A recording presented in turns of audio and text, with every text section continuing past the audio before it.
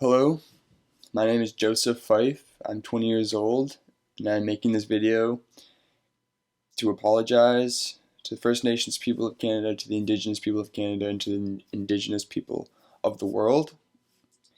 And in particular, I'm making this video in response to a video I made 3 years ago entitled Stop Idle No More in Tree Suspense. I'll provide a link to that video for those who haven't seen it. And that video was me when I was 17, just frustrated, I suppose, with the way Indigenous people in Canada were approaching the issue of inadequate housing, inadequate food, inadequate water, not inadequate, just inadequate basic standards of living on their reserves and in their communities.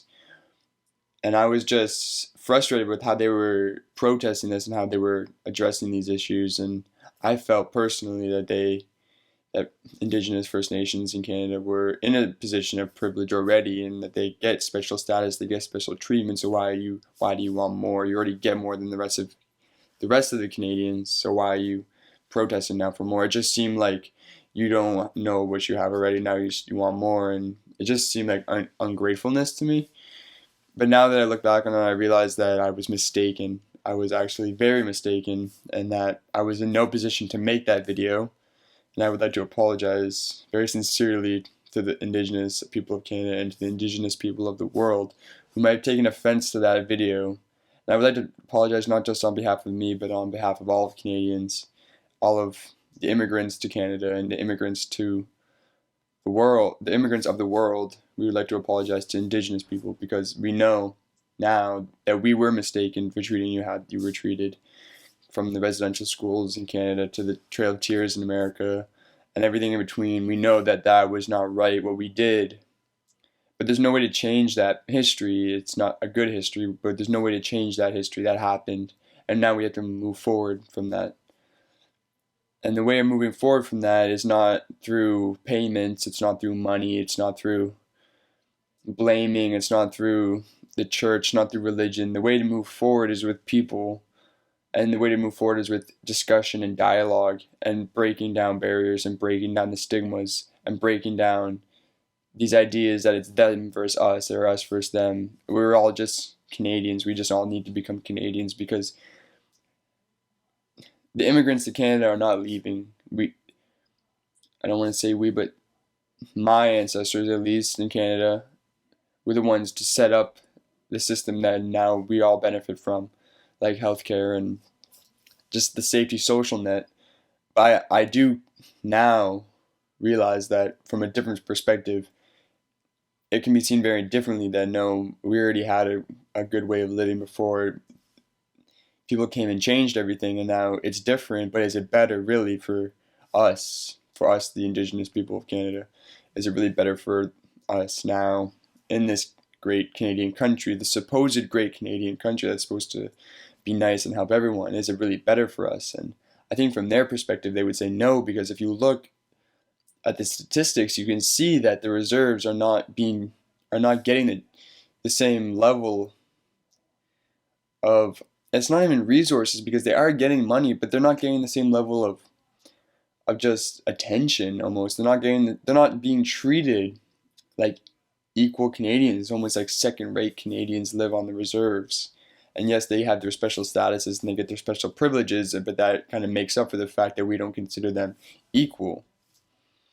Now, these are all ideas that I've just been thinking about for a while, and I'm personally myself have First Nation cousins and an aunt that is First Nations, Indigenous, pure blood, and so I'd like to apologize to everyone in Canada for that video I made, and I would like to apologize in particular to First Nations people, because I now see the error of my ways, and I now see that I was in no position to say that the things I said, and I didn't understand fully the situation, and I agree that things need to change. There needs to be something that happens in order to, and I can't use the word assimilate because that is wrong. We can't try to assimilate First Nations, Indigenous Canadians into what we would consider Canadian culture, current modern Canadian culture, but there has to be some type of transition, some type of fluidity between Indigenous Canadians and immigrant Canadians, because if we keep this restrictive barrier between the two of us, it's just going to end bad for both of us, and it's just going to end in hostile passive aggressiveness with like it's going to end with passive aggressiveness throughout all Canadian society. All Canadian people are just going to feel this underwhelming sense of hollowness and sense of not belonging in your home country, because really we don't belong here. We came here, we settled here, we live here, we grew here, but we're not from here.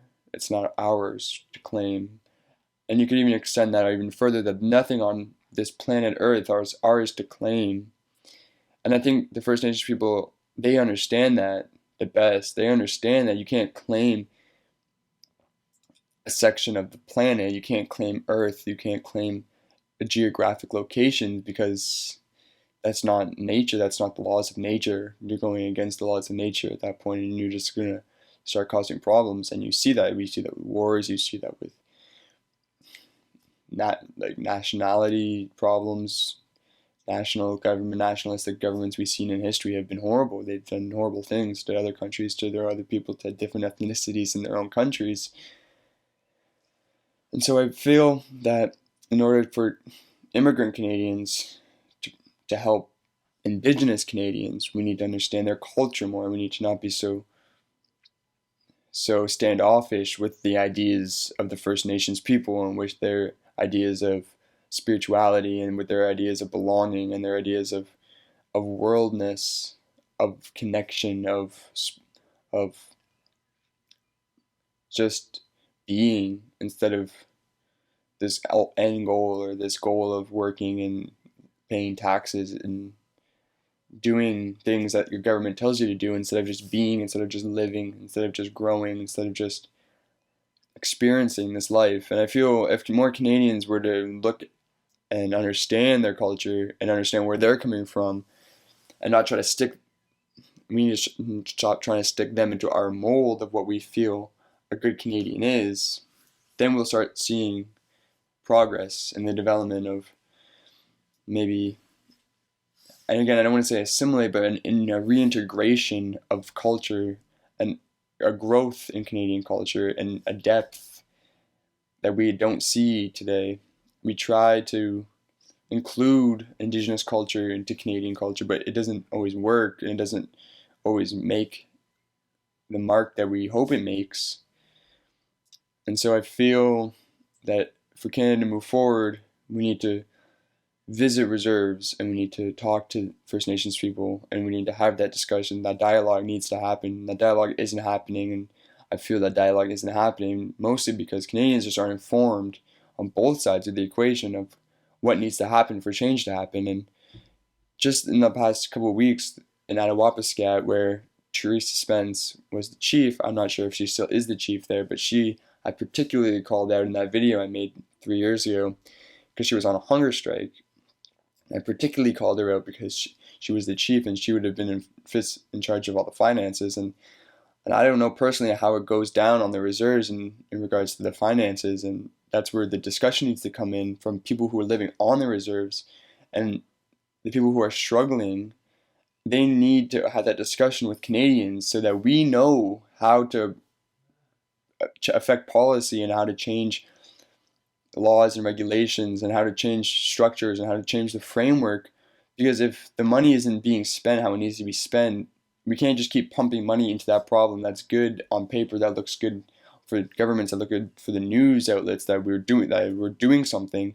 But if it's not working, then it's just hurting more than it's helping, and then it's just causing immigrant Canadians to get more upset, because they see that just more of their tax dollars being pumped into a situation that isn't being fixed.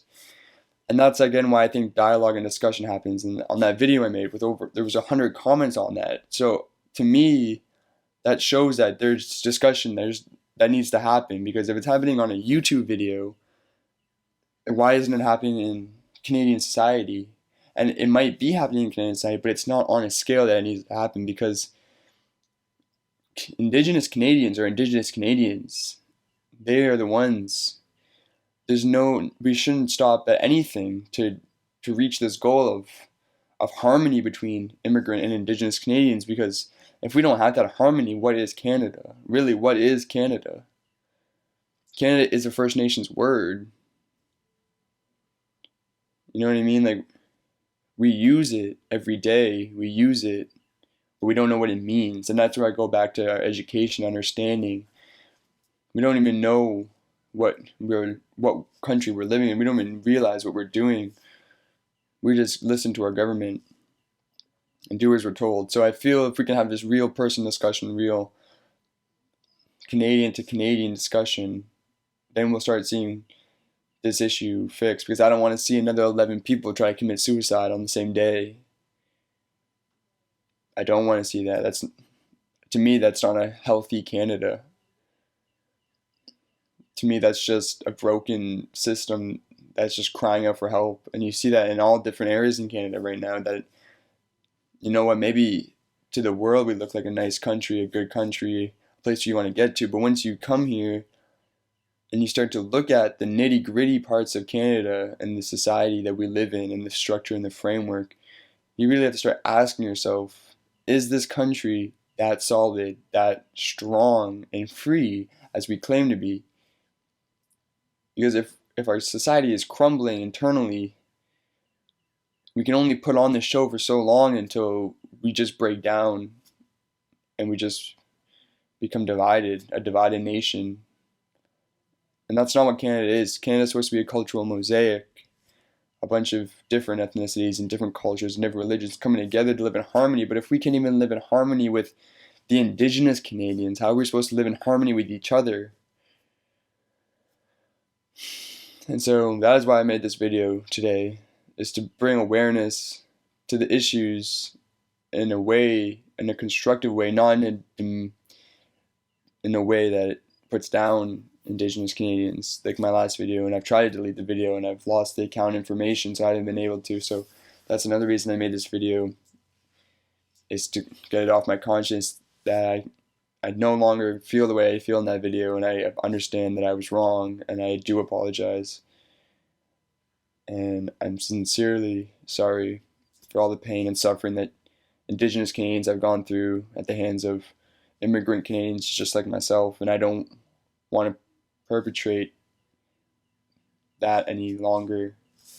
That's not a Canada I want to live in. That's not a Canada I want my children to live in. That's not the future for Canada. It's time to change, and it's time to grow as a nation together with one another. So, thank you. And these are just my own views, my own opinions. I could be completely wrong with everything I'm saying, and you could disagree with me completely, and that's okay. Let's have a discussion in the comments about what needs to happen, because this is just a dialogue I'm trying to have with no one other than myself and with Canada and with their community. But it won't work if people aren't willing to comment and have that discussion and come together. So if you have any ideas, let me know in the comments below, and I'm going to try making more videos on topics that I care about in Canadian society and in the world and in science and in environment and just today and what's going on and how I feel, how I just personally feel, my own thoughts on them, and try to get your thoughts on them too, and try to start discussions, because that's where I feel all change happens, is when people just start talking with other people, and YouTube is a great tool for that. So I'm just gonna go at it and hope for the best. So yeah, subscribe if you want to see more of these videos, but I hope this doesn't take away from the fact that this is an apology video, and I have done a lot of reflection on what I've said, and this is very sincere. It's not just a video to get views or to promote myself on YouTube. This is a video for First Nations people. This is for you. This is your video. This isn't for me.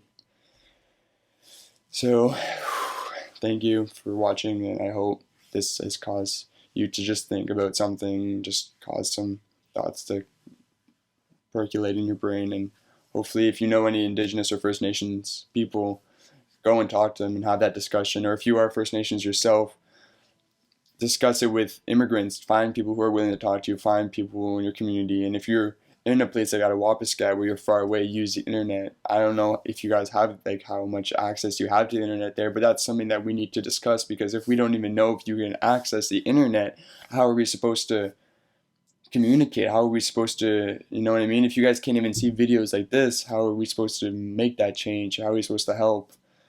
So yeah, that's the reason I did this video, and thank you for watching. I love everyone. I love you. One love, Jamaica, Bob Marley.